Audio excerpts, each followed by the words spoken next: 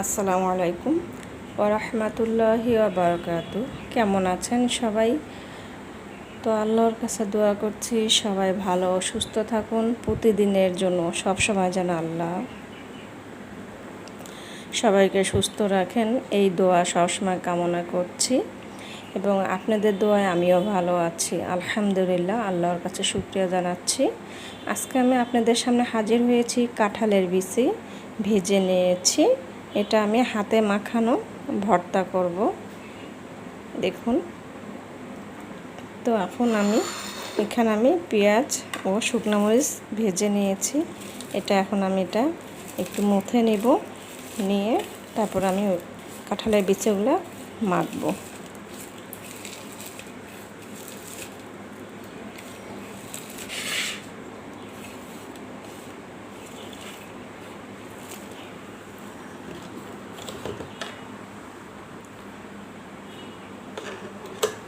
তো আমি আজকে যেইভাবে কাঁঠালের বিচিটা ভর্তা দেখাবো, হয়তো এটা অনেকেই আমরা এইভাবে খাই না।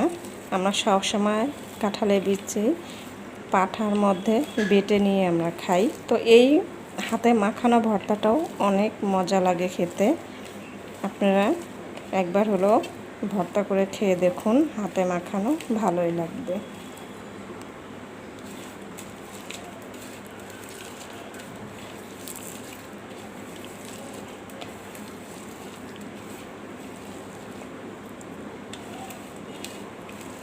এখন আমি কাঁঠালের বিচিগুলো দিয়ে দিব।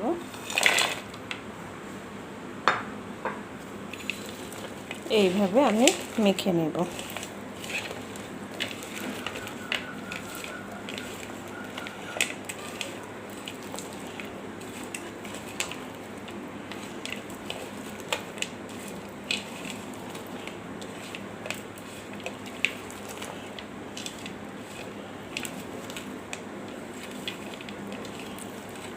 এইভাবে আপনারাও খেয়ে দেখুন, ভালোই লাগবে।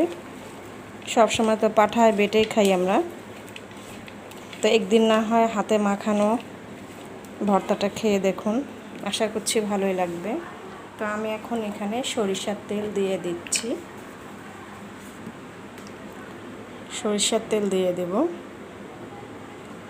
একটু বেশি হয়ে গেছে।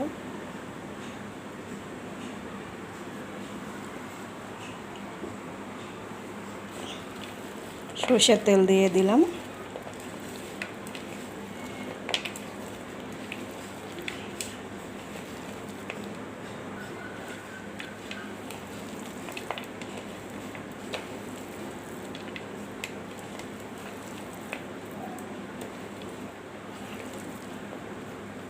তো ভর্তাটা হয়ে গেছে।